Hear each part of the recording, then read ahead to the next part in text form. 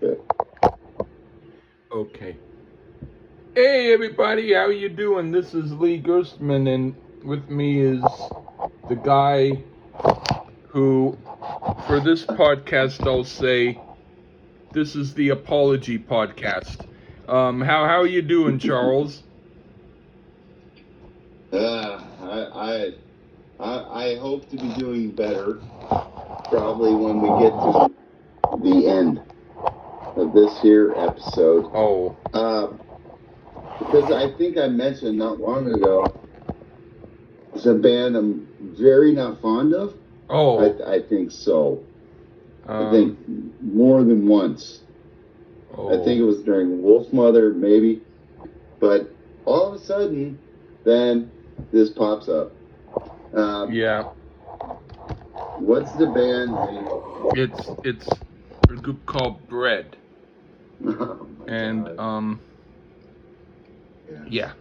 And I decided that because someone I know who's a cool guy mentioned the album, and I thought, well, I was drinking, and sometimes I do stuff that I maybe shouldn't do when I'm drinking, but I thought, well, this time, a lot of times I ignore it. This time I chose not to ignore it. And I was the first one he thought of to bring on. Well, I did say I'd review anything. That's my fault. Yeah. No, I know the mutual friend. It's a mutual friend. Yeah. I will say to that gentleman, you may not like what I say. You probably like what Lee says. Maybe. Maybe. Or not. I don't know. Well, but I know you won't like what I say. Well, I think that the friend might like that we said anything. There you go. Yeah. And it's Bread and this is what, Bread and best album, called Guitar Man. One could say it's their album that's the least hideous. I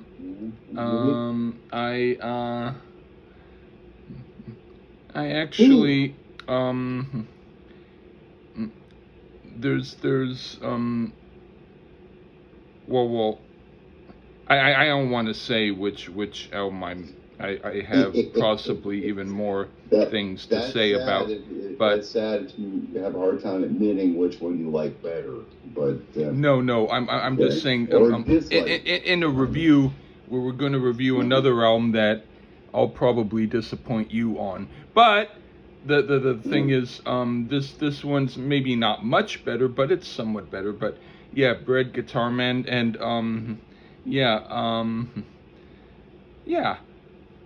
Well, I'll just let I will say quickly that the first time I heard them I was around 5 or 6, and I saw them on TV, and it was on some kids show, and they were saying, and now for the group Bread, and I was like, okay, and then I heard and I was like, not okay, and I was like, and so that was my initiation into them.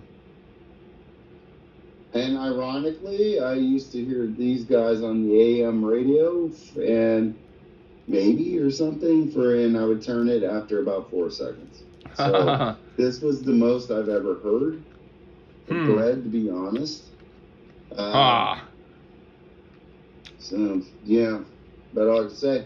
But yeah, our mutual friend and anybody that is surviving for Bread, again, you're welcome. We're reviewing your shit. Maybe we get a hit here or there, something.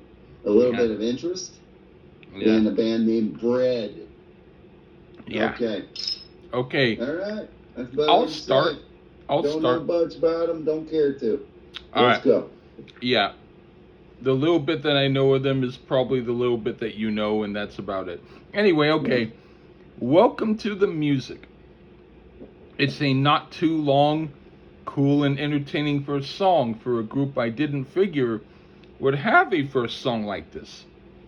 I like the country rock vibe, and I could imagine hearing this at 4 o'clock in the morning if it's raining outside and I can't sleep, and I want something not too heavy and not too chill, but just right.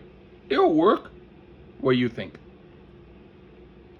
Well, wow, I made it through a Bread song. I can't believe it. I really don't hear anything that would have been different from, say, Chicago at the time. So obviously, if you don't like Chicago, you wouldn't like this. And I do happen to like Chicago, and yet don't really care for this. It does have a more southern type feel to it, complete with a decent harmonica solo. But yeah, this just does absolutely nothing for me. And it will get worse at various points, I guarantee it. Okay. Okay, what do you think of Guitar Man?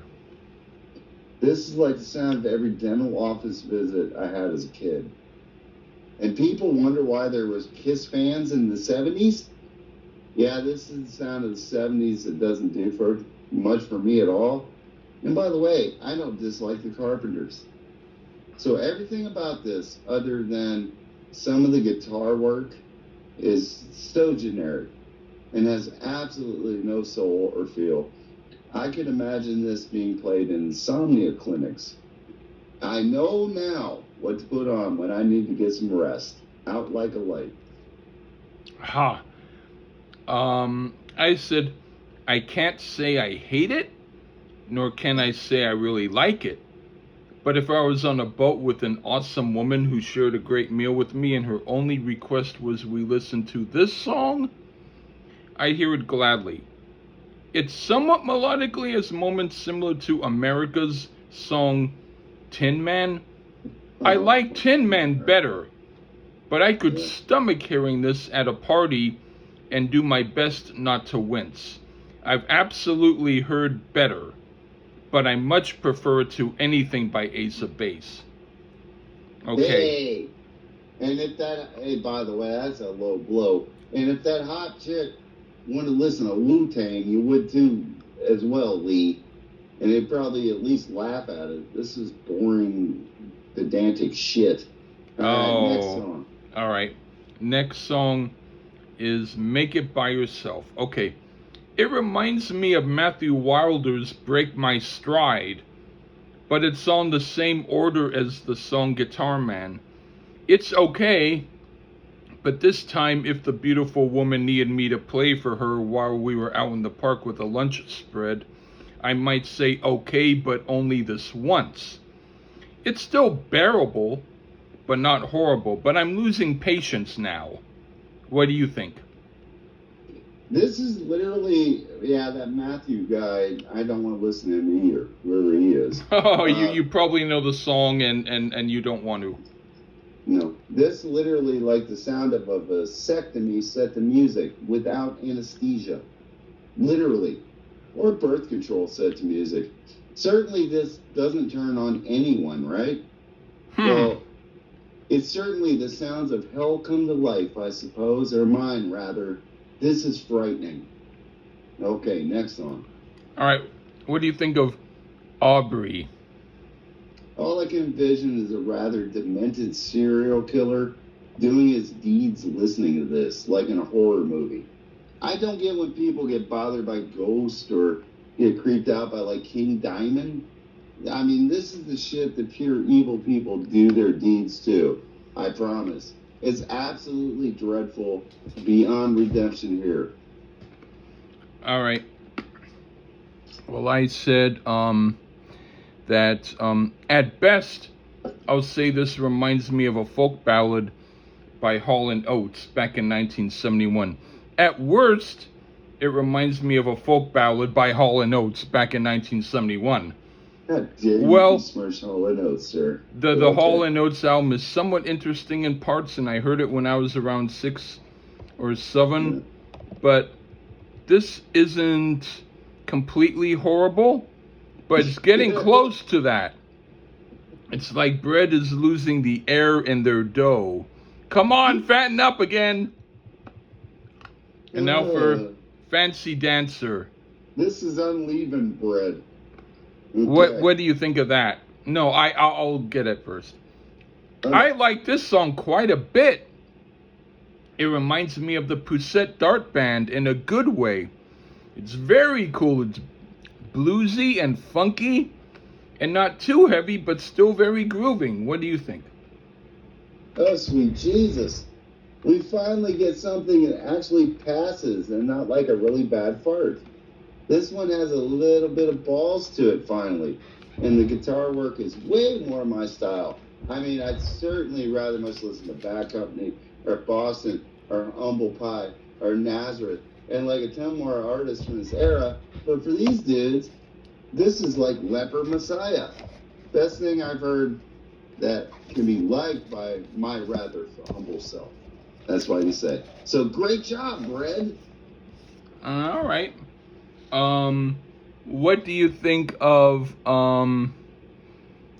Sweet Surrender? Surrender. Well, there's my bread, and this one is extra moldy. I believe it's got a lot to do with the guy who sings on this. The guy has like no soul at all. This makes James Taylor, who I do like quite a bit, by the way, but he's not that soulful. It makes James Taylor sound like Luther Vandross. It isn't the lamest thing they've done, but wow, just more pure demented shit here. This is the sound of evil, folks. Sweet Surrender. All right. I put it's almost good. It's a little better than John Denver's Sweet Surrender, which I totally dislike. I could stand hearing this if it was playing in the background of a family dinner when everybody talked loudly. Okay, now for Ticalote. This is great. I dig it. It's like cool progressive rock, sort of like a combination of the band Ambrosia and Redbone. I give this many thumbs up. What do you think? I smell cultural appropriation. Almost sounds like a Native American type thing here. That aside, okay, back in my style here again, a little bit. Got some balls to it. Not castrated balls, which is great. And I prefer this singer way more than the other guy. Features a rather smoking organ solo, I might add. If they would do more of the good shit and less of the bad shit, they'd be onto something. This could be one of the better ones here. Okay, what do you think of Let Me Go? It's rather ballady, but hey, not like the sound of the apocalypse here. It's not like something fantastic like Beatles ballads, but for the Bread outfit, this is way better than the saccharine garbage they had on side one. It's got a bit of an Elton John type feel to it, and actually it's pretty well played on top of it. So I have to give credit where credit's due. This one is actually okay. Okay, I said some of it I don't like, but some of it I do. It's wishy-washy as far as my feeling about it. It's done well, and I like some of the chord changes, but they played a little bit limp, which makes me think if they beefed up the sound, I'd like it better. All right. Now for the next song. Yours for Life. Okay. This sounds like it could have been reworked for the Monkees, and it would have been better, but it's not bad. It's like one of the more mediocre songs by the group America, but it's not as bad as one of America's bad songs. It's fine. I won't seek it out, but I won't run from it either. What do you think? Second America reference and the Monkees. You're going to compare the huge influence on the Beatles to this band? I don't know. I could see fans of the early version of the Eagles enjoy this. You know, in the Randy Meisner era. And I'm hit and miss on that sound of the Eagles, but hey, it works for these guys. And it's this singer that I don't care for, so this is the best one he had here for sure. But truthfully, This is still rather generic and bland, but this would be the least generic and bland from these type of songs that they seem to excel at. Middle of the road, and for the Bread dudes, though, I think it's a magnus opus for them, I guess. All right. What do you think of Picture in Your Mind? I do happen to be a sucker for some harpsichord, and we get some here. And the crappy singer stepped aside, so I'm game. Why not? I mean, it still kind of sucks, but at this point, I'm just hoping to get through this. I'm actually going to rethink some Nantucket. Well, this is better than that, but just so. Oh, I was hoping you were going to go the other way. But anyway, I guess I'm getting numb to their saccharine pap, because even though I don't like it, I'm also not disgusted by it. I can recognize it's well written, and with a more rocking edge, I'd appreciate it more. It's one of the better middle of the road songs by them. Okay, now for Don't Tell Me No. I really like this song a lot. It's one I'd hear on my own. Very good song and writing. I could consider myself doing a song like this if I had the sheet music for it. Quite cool. What do you think? Oh my God, a little bit of soul. I didn't think it was possible. Not from this band. The singer on this one has a bit of soul in his voice, but sounds again a bit like Elton John. So not the most original. And basically, why not listen to Elton John? I'm just happy this is the next to last song. Oh, okay. What do you think of I Didn't Even Know Her Name? So do people like smoke joints and listen to this shit? I bet some really freaky types did. And they sat around and they were like nude with socks on type weird. And then they would go to work and no one would ever know. They were fully dressed. But they were like some really weird, freaky people listening to this. If someone tells you that their favorite band is Bread, run, I tell you. And please never subject me to these fucking guys again.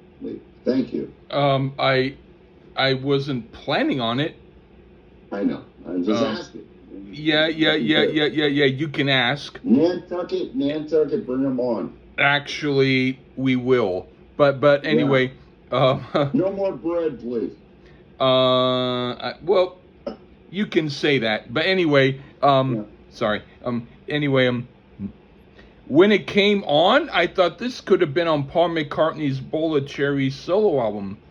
It later changed a bit, and lyrically the subject is a little bit alarming, but musically it's alright. Not their best nor worst song, but slightly better than most of their mediocre material. So yeah. So, mediocre? Yeah. That's the problem. This band is mediocre beyond belief. Yeah. Like, come on, Bread. But I mean, his name is lame. Everything about it's lame. But I'll tell you this.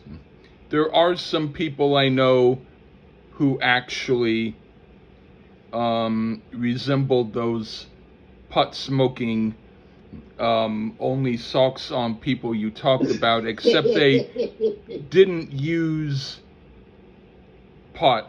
What they did was they sniffed cans of Purina cat chow, but still they worked at a place where if they got 50 cents a week, it was because they did overtime.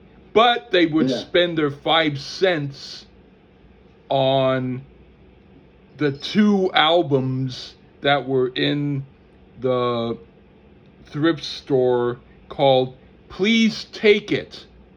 And Bread would be one of those albums, and they would buy it and listen to it because it was one of only 5 albums in their collection. Because listening to Arthur Garfunkel's Breakaway got a little boring. Huh. Yeah. Well, no, I mean, sniffing cat chow, that might be even more intense. Yeah. Than sitting around smoking weed with your nude with socks on, listening to the bread. But,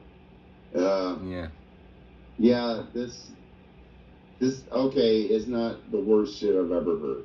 Okay. They're our fan and friend.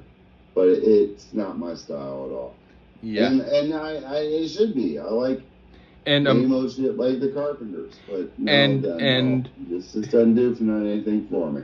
No. And I did not do this as any revenge towards you, Charles, or anything. No, I did this. I did this strictly as a challenge to myself. Yeah, no, and also to our mutual friend who did do it. Who I respect and who likes a lot of music that I'm into. Nice. So I wanted to do something for him. So yeah. He's a nice guy. Sorry, I really hated it. Hey, no problem. You have to, if you have to spoo out how you spoo, then spoo the spoo. But anyway, yeah. Anyway, hey, this might be an episode that a lot of people like because they don't always like my more obscure stuff I pick. So let's see. Let's see. Being that I've heard hardly anybody ever mention bread except for myself on accident. Now, the next thing I know, I got to review them. Yeah. I will tell you that the place where I worked with the guy, who I must say, maybe he didn't smell the cat chow, but he looked at it very temptingly. There were a bunch of people who worked there, and they had like this informal party at their place of work where I worked. Where, okay, I'll be fair, I didn't get 50 cents a week. I got maybe like 75 cents. But still, they had a thing where they had a phonograph, and so I brought a bunch of albums. They were kind of like maybe either Simon and Garfunkel or Moody Blues, or among the more mellow groups, kind of. Maybe I brought a couple more slightly more energetic groups. Like, I can't think of them, but I must have brought a couple. But like maybe Rubber Soul by the Beatles, maybe Crosby, Stills and Nash, Deja Vu, kind of like that. But I also brought Wayne Newton, Red Roses for a Blue Lady, and I did that on purpose because I thought they'd probably laugh and think, oh, why did he bring that? That was the one they were excited about. Ooh, I want to hear that. And then and so that's what we heard. So this bread is for the Wayne Newton crowd if they know that their grandson is coming and they want to show their hip on rock. Yeah. Yeah. Totally. I'm starting to. And Wayne Newton would smoke bread. Oh, with his pit smoker. Anyway, okay. Yeah. Take care, everybody. Bye-bye.